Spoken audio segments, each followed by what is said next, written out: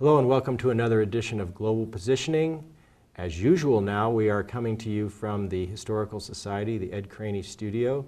And with me today is a relatively new, recently arrived person of great esteem and doing important work in our community as the Executive Director of the Friendship Center, Melinda Reed. Melinda, thanks for being here. Thank you for having me. We're going to talk a little bit about the work you're doing now and hopefully we'll be doing for a good time to come here in Helena with the Friendship Center, and we'll tell people a little bit about the Friendship Center. And then, so we'll do that first briefly, and then we're going to backtrack into your extensive international experience with humanitarian assistance in so many places I'm going to have to read a list. So tell us a little bit about the Friendship Center and what you do there, and then we'll talk about your illustrious past. Sure. The Friendship Center is a domestic violence shelter. It was established in, we believe, 1971. We've actually been trying to verify that date, and we chose 71 and we're sticking with it. And they originally were in a small house near the current location, and in 2007 they opened a new facility, which is an impressive place. It was all donated by the community.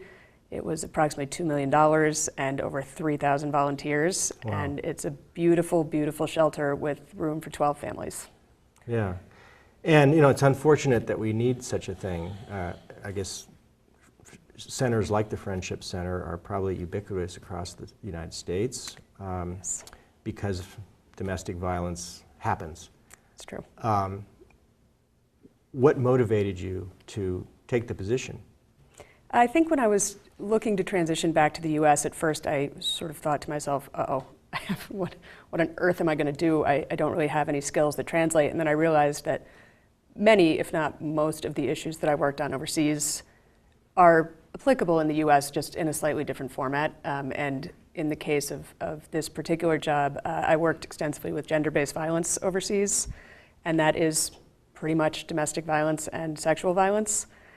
So I was motivated to do something that I knew, but something that was a little bit different because I was a little bit burned out and ready for a change. Yeah. Now, your husband is an attorney Yes. here in town, and I gather from just reading that he is a Missoula native. Yes. So is that the connection that brought you to the wild, wild west of Montana? Because I think you were born in New York City and, Yes. and have, again, traveled all over the world. So. Yes. We were working overseas. We met in 2003, which would be about 10 years ago, and we were able to sort of, one person would have a fixed job and the other person would consult, and we sort of hopped all over the world for close to 10 years, and that became increasingly difficult to find jobs in the same place. And we occasionally had to go our separate ways, and for a time he was in Afghanistan and I was in Lebanon. And then we spent a year in Iraq, but in different parts of Iraq. And once we had a child, that sort of separating, going our own ways and working in places like Afghanistan and Iraq was no longer our best option. So we looked to come back to the States, and since New York City was not his first choice or mine, to be honest, we talked about Montana, and to me it was sort of a new and exciting post. I didn't know much about it. I'd visited a few times. It was beautiful and interesting and different, so I thought, let's give it a go. Yeah, well, I hope you learn to love it, if you don't already. Already do. It's a lovable place. Yeah. Well, you've mentioned a little bit about where you've been, a variety of places and various continents. Let's go back to your first venture overseas, and if that was the Peace Corps, let's start there. It was actually when I had just finished the 5th grade. My mother remarried a diplomat, and we moved to India. And I distinctly recall at least one day, perhaps or more, of real extreme angst. Oh boy, what India, this is a nightmare. And my sister, who's 3 years older, I think had been sort of cautioned that I was not going to take it well. And she was, telling me, oh, it's going to be so fun and so cool. And I was like, who are you kidding? Like, we're going to India. Like, this is not cool. And that's the only day I remember. And every other memory of the 4 years we spent there was just amazing and awesome. And to this day, it's my favorite place ever. Yeah, so you went to grade school in India. I did, and then after India we moved to Peru, which was really fascinating. It was the height of the Sendero Luminoso uprising, so it was a turbulent time, very different from India. This is a guerrilla group that preyed on people in the hills, or is that not the way to characterize them? It's impressions of that time from the perspective of a 10th and 11th grader are not necessarily historically accurate. I remember it being unpredictable, but it never really touched us. We heard a lot of bombs. We had to stay home a lot. We couldn't travel much. And it was a populist uprising, so I do remember Peruvians backing them. Yeah. So whether or not they preyed on people, that would be really hard for me to say without sort of going back and looking at it in a different way. But it was a great experience, and I think I got my first taste of sort of that adrenaline rush of a turbulent country that perhaps stayed with me. Yeah. And made me really interested in working in war zones and disaster areas. Yeah, so you mentioned your stepfather, I guess you'd call it, second father. Yes. Is a diplomat for the United States? Yes, he was with the commercial section, and he continued in the Foreign Service after my mother and he separated. But for my senior year of high school, his posting was Australia, and their school year is exactly the opposite of ours. They begin in December. And since it was my senior year and I planned to go to college in the US, I went to boarding school for my senior year of high school, and that was sort of my re-entry into America. Yeah. Okay, tell us more. You re-entered in the United States. You went to college in New York? In Connecticut. Connecticut. Yes. So I went to boarding school just outside Princeton, New Jersey. It was a beautiful place. It was an excellent school, and it was probably the worst culture shock I've ever had. India was nothing compared to Princeton. It was, people had been together since the 8th grade. It was very insular. It was very private school. Interpret that as you will. And it was really hard. I didn't feel like I had anything in common with anybody. And I wore Doc Martens, and people called me a freak. And I was like, what? I'm the freak? Like, you're dressing like your grandma. And that, only lasted a month or two. And I ended up making some great friends. And I realized that culture shock is really hard when it's your own culture that's shocking you. Yeah. But it was a great lesson and got me ready for college. That's probably a wise thing to repeat sometime. The culture shock that's hardest to take is when you're in your own milieu. I think that's probably true for a lot of people who have done a lot of work like you have in so many places. Because I have friends who are in similar fields, USAID and the State Department, and they're always complaining about that experience of the return. They're always excited. Scared to go out, but coming back is a different kind of low, I guess, or shock, as you say. Yeah, and I think the challenge is sort of feeling like, well, this is where I should feel at home, and I've been quote unquote homesick living overseas. Then you come back and you don't have any real connection, and that it can be very disconcerting until you sort of find your way again and realize that home is not. It's not so easy to just reintegrate into, but there is a certain feeling of security and comfort, even if you're going through some rough times. You speak the language, you know how to operate, and once you sort of get back to that point, I think you do get over it, but it can be a little bit shocking at first. But I think the thing that I struggled with the most, that was sort of an obvious disappointment, was that people just did not care to hear about what I had been through overseas.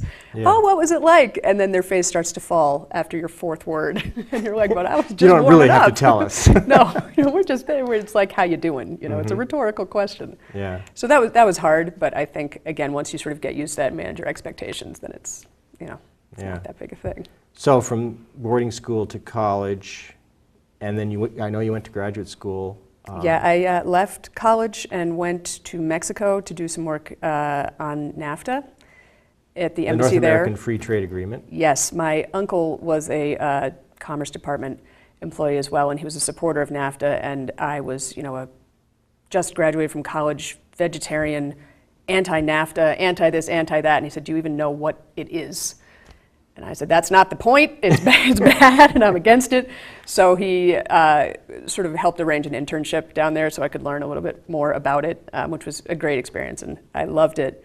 And then I did the Peace Corps after that. So Peru and Mexico, you probably learned Spanish as a young person? Yes. Okay, then you go to Peace Corps, but I think that was Russia. Yes. So you didn't take Spanish with you to Russia and make use of it. So did you have to learn Russian? Yes.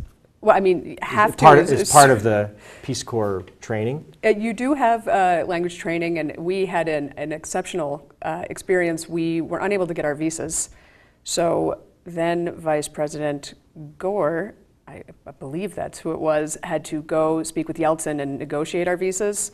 But we'd been delayed so long that our two groups, Russia West and Russia East, trained in a university in West Virginia, and they flew our teachers in from Russia. Really? So there we are in the middle of rural West Virginia, and these Russian teachers arrive, and some were from Moscow and St. Petersburg and were somewhat cosmopolitan, but our group from the East they were shocked. I mean, shock and awe does not even begin to cover what was going on, and we would go down to this little bar down at the bottom of the hill, and the locals were there, and the first night there were some comments about who let the commies in, and by day 3 everyone's square dancing together, and it was just like high times for a month. But that is how we started to learn Russian, so we were a little shortchanged because we didn't have the immersion until later. But we had to pass a test at the end, and then you're dropped off in the middle of nowhere where nobody speaks English, so you either learn or you are very sad. So what part of Russia, and what was your task, your primary task? I was in the Russian Far East, all the way to the east. The capital of the region was Vladivostok, and I was 7 hours north in a village. Oof, that's out there. No, it's actually not. And every time I say that, it's sort of I should start with the more important fact that 7 hours north is like this on the map. And people were days up. I was nothing. And if you had a nice car, you could maybe make it in 4.5. So it really wasn't that bad. And I was an English teacher. Oh. A little ironic. Yeah. How long, was that a 2-year stint, or did you do more than that? It was a 2-year assignment. I unfortunately blew out my knee and was medically evacuated after 16.5 months, which was oh so sad just before the second winter. Yeah. So while I was devastated on many levels, there was a little part of me that was not entirely sad to miss another winter there. Sort of a dignified way to leave something you're not thoroughly enjoying. A medical emergency. You're not supposed to enjoy it, I don't think. And they say it's the toughest job you'll ever love. And we always call it the toughest job you'll ever quit. Because you agonize and you think about it. Everyone talks about, I'm going to quit, I can't take this. And there was something really motivating about that. It's so hard, I'm going to quit, but I'm not going to quit. Yeah. And that kind of drives you. So I did love it, and it was a great experience. And I think if I'd made it through to the end, it wouldn't have changed my perspective of Peace Corps, because I still thought it was a phenomenal experience, and I would recommend it to anyone, but it was really cold. Yeah, yeah. So, okay, you're back in the States. What with a blown out knee? What happens next?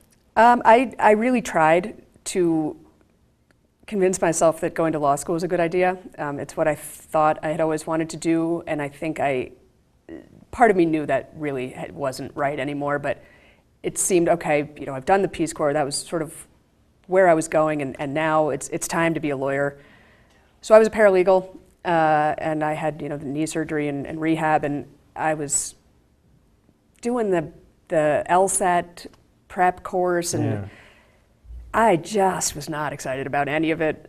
So I took the LSAT and I applied to law school, and then a friend of mine told me that he had applied for this job in Uzbekistan, but his girlfriend really wasn't excited about it, so he was going to have to turn it down. And I was like, really sorry about the girlfriend. What's the phone number? And like 3 weeks later, I was on a plane to Uzbekistan, and that was pretty much that. Yeah. So you have to use your Russian language there. Yes. What kind of work did you do in Uzbekistan? My first time there, I was a program director for an educational exchange program. So I managed programs that sent undergraduate students, graduate students, and teachers to the U.S. for a year, 2 years, depending on the program.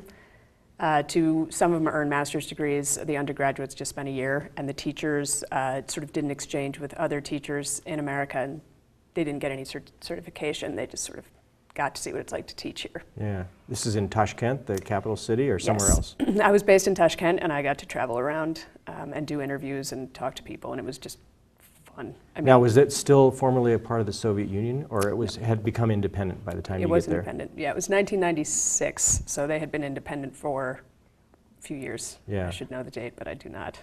Yeah. Well, most of us haven't been to Uzbekistan, myself included.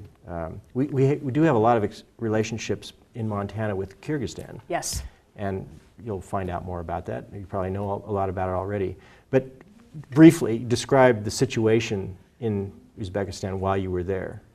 Turkmenistan was sort of the classic example of the post-Soviet state that did not change at all. In fact, it became sort of more insular and Soviet-esque. But Uzbekistan was a close second. The ruler, who's still the president, was quite authoritarian. And they had, I believe it was within 6 months of my getting there, a ban on anything that was not made in Uzbekistan. Whoa. There's not a lot made in Uzbekistan. So there was like... there are a lot of pointy shoes. Yes, there were pointy shoes and like bad imitation tang and watermelons, and we were really starting to despair. It was grim, and fortunately it didn't last that long, and it did happen when I went back several years later again, and at least I knew it was coming. But there were really insane currency issues, so the black market rate was 300 times higher than the official rate. So there was a period of about 2 months where you could buy a round-trip ticket to Bangkok for about $30 on Uzbek Air. So we were all flying all over the place. People were flying to New York for the weekend and UPSing ourselves all sorts of things home, sending carpets because the rate was so vastly different that you could spend nothing on things that were typically very expensive. So it was sort of an odd period to be there. It was really fun. You sort of had that Wild West feel. It felt very sort of chaotic and random, but in a good way. So we got to see Samarkand and Bukhara and all these incredible places. There were no tourists at all. And you just felt like you were seeing something that very few people had seen. Yeah. Is this where you met your husband today, in Uzbekistan? Not that time. Oh. After graduate school, I went back to Uzbekistan, and I met him then. So what precipitated your leaving and then going back? I think I was just done with that job. It was really fun, but yeah, I knew the next year would be the exact same thing because it was the same programs, and I was, maybe it was too early to be bored, but I was bored. And I decided I wanted to go to graduate school. So I came back to the States, applied to graduate school, and then went backpacking through Southeast Asia for a few months, just because I figured that was probably the last time I could get away with doing that. And then I got into school, went to school in New York for 2 years, and was very lucky to be looking for a job right when there was a need for someone in Uzbekistan who spoke Uzbek and Russian. Not many of us out there, so I lucked into a great job and went back. Yeah, well, describe that job. I was working for Mercy Corps, which is a humanitarian aid agency, and it was this period of time when the president was seen carrying the book, I think it was called Jihad, and it was about the rise of Islamic fundamentalism in Central Asia, and it was everyone was talking about that. So there were these Pakistani journalist wrote that. That's right. Yeah. What was it, Ahmed Rashid? Rashid, yeah. Yes. So everyone was sort of flocking to that region. USAID was dumping money in all kinds of programs, and we had a piece of a project called CAPE, Community Action Investment Project, and several NGOs had it, and it was across all the republics, the Central Asian republics, and we had Uzbekistan and Kyrgyzstan. So I was a project manager, and I basically got to work with communities to form community groups to choose projects that they would implement together to mitigate conflict.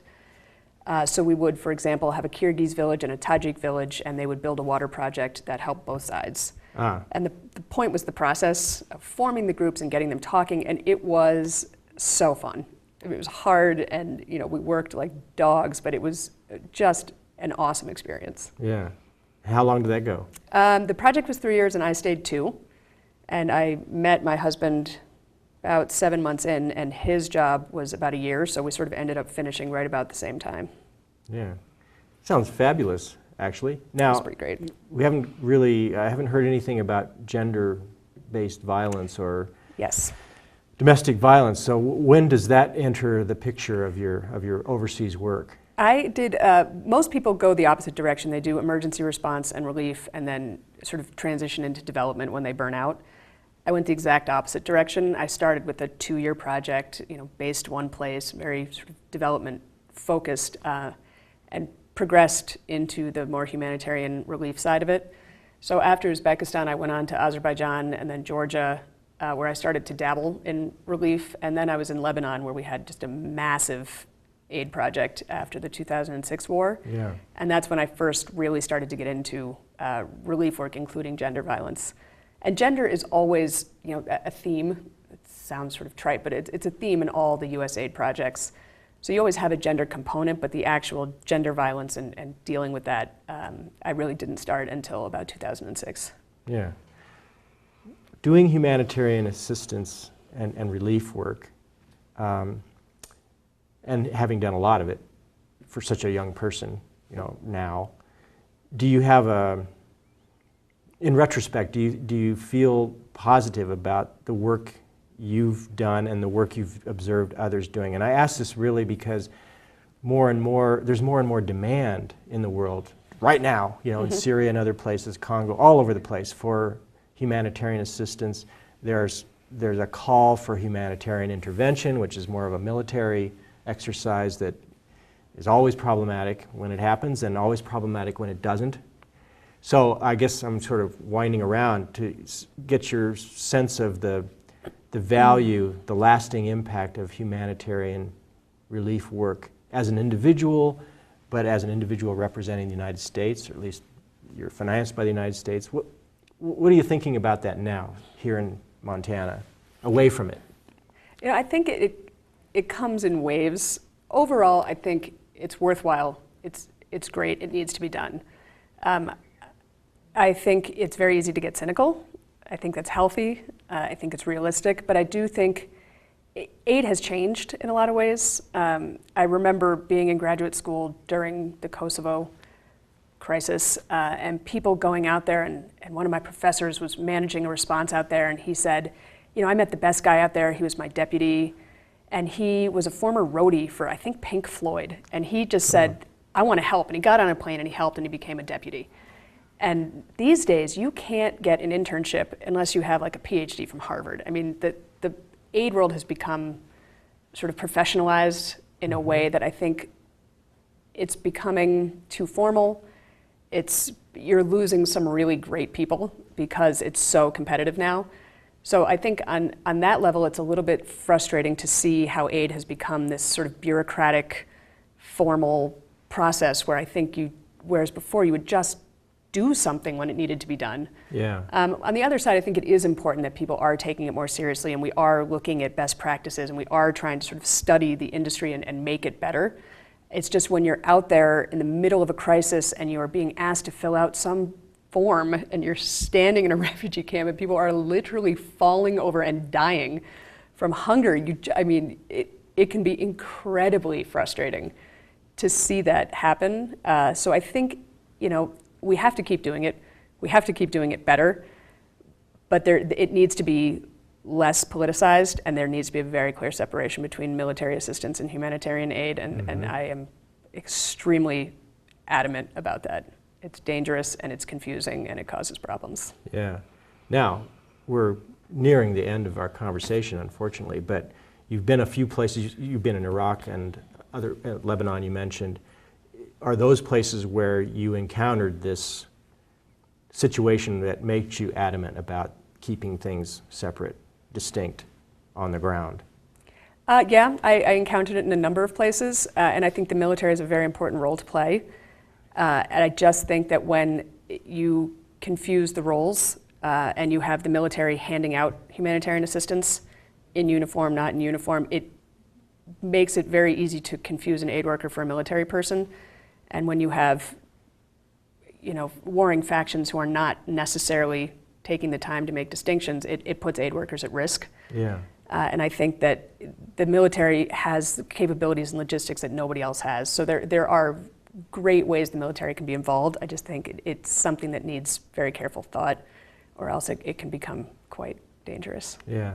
I'm going to back up for a moment, too, because I do have friends and acquaintances who are involved in USAID financed projects. They're private companies, major contractors with the federal government. And I admire what they do because they do a lot of things on a grand scale, dealing with bird flu and infectious diseases, water supply, sanitation, all that. But what I've learned recently is the bureaucratization, if I can even say the word, of that. It's become such a business. Yeah. And these people live very well in these environments that are difficult. I mean, they stay in very nice hotels, they fly first class. It's enviable in so many ways, but I have to think, given your experience and the experience of a lot of Peace Corps people, that there's really a huge difference between Peace Corps and USAID contractors. And I'm not cynical, but I'm skeptical about that as a taxpayer, as an American, and I don't know if you want to say anything more about that, whether you have the same kind of perspective on it, that this is kind of a problem. You've already spoken to it, but anything more about that? No, I don't know if there's enough that. time in the world for me to address that, so I shall remain silent, but it is an issue. I'm sure there's good reasons for why it happens, and I shall leave it at that. Yeah. Well, we're almost out of time, so let's fast forward to your position now. We have a few minutes. You can tell us a little bit more about your recent experience. You've just been hired, I mean, not long ago, and you're new to Helena, and how's it going, and what should we know about the Friendship Center? It's going great. It's really, it actually feels like I'm home for the first time in a long time, and I'm really enjoying sort of getting to know Montana and being back in the U.S. And the Friendship Center is just, it's a great job for me right now, I think. It's challenging, it's exciting, the people are fantastic, it's an issue that's relevant and sort of has that excitement and energy that I think I still need from doing the relief work for a long time. And as far as what people should know about the Friendship Center, it's a part of this community in a way that many shelters around the country, and particularly in Montana, are not. There's still a tremendous number of shelters, even in the state, that are secret. We don't know where they are. It's sort of a hidden thing, and there's good reasons for that. But I think in Helena, people should be incredibly proud that not only is it not secret, but we are advertising practically. Everybody knows where we are. People stop by. Every day people come in with donations. Every day people call in and ask how they can help. Yeah. We have volunteers showing up, and that's exceptional. And people should be incredibly proud that they have built something like this in a town.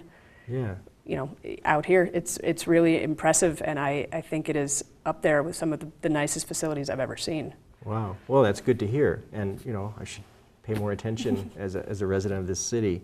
And I'm going to tell our viewers, thank you for watching this program. Hope you tune in often to Global Positioning, where we always have interesting people to talk to and with. So thank you again, Melinda. And thank you. Sorry your husband couldn't be here today. That was the plan. We were going to get a 2 for 1, but he's home with a sick child. And